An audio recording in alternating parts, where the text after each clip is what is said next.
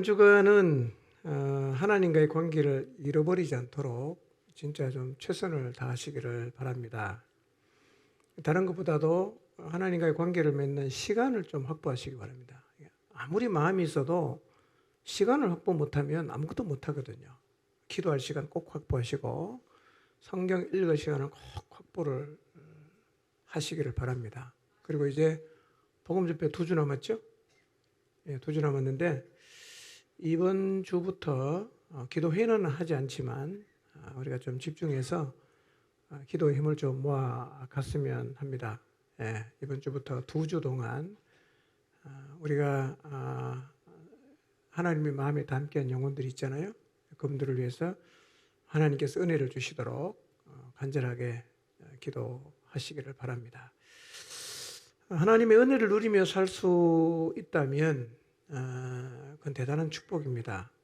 그런데 평생을 은혜 가운데 산다면 그것은 정말 더할 수 없는 축복이 될 것입니다.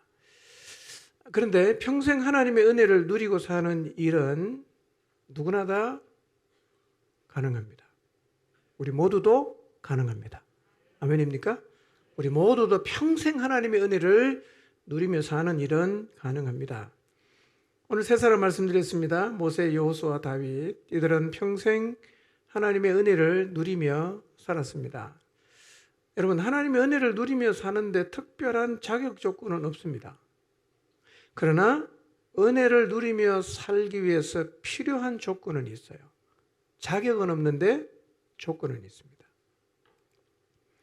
세 사람의 고별사와 유언을 통해 알 수 있는 것처럼 하나님의 은혜를 누리는 조건은 말씀을 지키는 겁니다. 아는 것으로는 안 되고요. 순종해야 돼요. 여러분 살다가 보면 일들이 많이 생기지 않습니까? 어떤 일이 생기면 그 일을 우리가 다 해결하려고 하죠. 근데 해결하는 방법은 굉장히 많지 않습니까? 굉장히 다양해요. 하나님께 올 수도 있고, 뭐 다른 데 갈 수도 있고, 사람에 갈 수도 있고, 굉장히 방법은 다양합니다. 우리가 인생을 살면서 문제 앞에 섰을 때 그 해결하는 방법이 주로 어떤 방식인가를 한번 생각해 보실 필요가 있어 보입니다. 열왕기하 1장 2절에 보면 아합의 아들이 아하시아인데요. 아하시아가 다락방 난간에서 떨어졌어요. 병이 들었습니다. 근데 이 아하시아가요, 이 사자를 누구에게 보내느냐면 에그론에 있는 신 바알세붑에게 보냅니다. 그리고 가서 이렇게 물어보라 그래요. 이 병이 낫겠는가? 이 병이 낫겠는가? 에그론의 신 바알세붑에게 물어보라고 신하를 보냈단 말이에요. 1장 3절 4절을 보면 하나님이 이걸 보셨어요.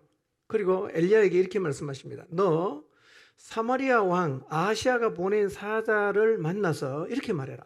야, 이스라엘에 하나님이 안 계셔갖고 너희가 에그론에 있는 바알세붑에게 물으러 가느냐? 그러므로 여호와의 말씀이 내가 올라간 침상에서 내려오지 못하고 반드시 죽을 것이다. 전하라 그랬어요. 엘리야는 왕의 사자에게 이 말을 전했고 결국 아하시아는 하나님 말씀대로 침상에서 내려오지 못하고 죽었어요. 아하시아는 자기 인생에 문제가 생겼을 때 하나님을 안 찾았어요. 이방 신을 찾았습니다. 우리도 똑같습니다. 그리스도인이라고 해서 문제가 생길 때 반드시 하나님을 찾지 않을 수 있어요. 그리스도인이라고 해서 문제가 생겼을 때 반드시 하나님의 방법대로 살지 않을 수가 있습니다. 여러분 기본적으로 하나님께 나가야 순종하고 말고 이야기가 되지 않겠습니까? 그리고 그 말씀에 순종해야 은혜가 지속이 되고 순종해야 하나님의 역사를 볼 수가 있습니다. 그러니까 우리의 삶에 문제가 생기면 누구한테 가야 되겠어요? 하나님께로 가야 됩니다. 그러면 실제로 우리는 우리의 삶에서 문제가 생길 때 하나님께로 가는가? 내가 그분의 말씀에 순종하는가를 한번 생각해 보십시오. 우리가 세상에 살면서 문제가 생겼을 때 하나님께로 나가는 게 쉬운 듯 보이나 쉽지 않습니다. 왜냐하면 세상 사람도 살아가는 방식이 있잖아요. 그러니까 우리가 이 세상에 살면서 그들과 함께 살면서 문제를 해결하는 방식이 그들과 다른데 그때마다 하나님을 찾아가면 우리 보고 미쳤다고도 할 수가 있어요. 그래서 그리스도인임에도 불구하고 우리의 삶에 문제가 생겼을 때 해결 방식을 하나님이 아닌 다른 것에서 우리가 찾을 수가 있어요. 아수르 왕 산헤립이 이스라엘을 유다를 쳐들어왔어요. 그때 왕이 히스기야였습니다. 그리고 납사게라는 언어의 천재인 사신을 보내갖고 성문 위에서 이스라엘을 막 욕합니다. 그리고 하나님을 막 조롱했어요.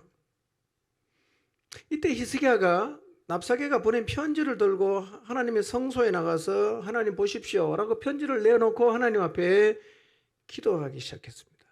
놀라운 일이 벌어졌어요. 이 아수르의 군대 18만 5천 명이 하룻밤에 다 죽어버렸습니다.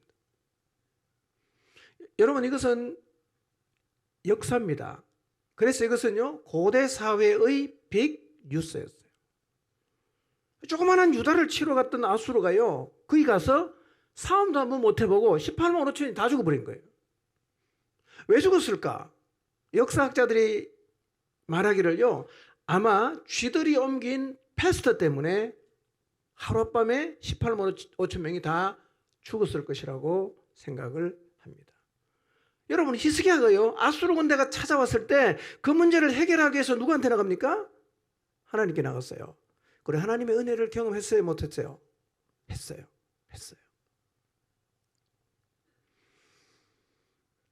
여러분, 하나님의 은혜를 경험하려고 하면 일단 하나님께 나가야 되고 하나님 말씀에 순종해야 되는데 이게 쉽지 않거든요.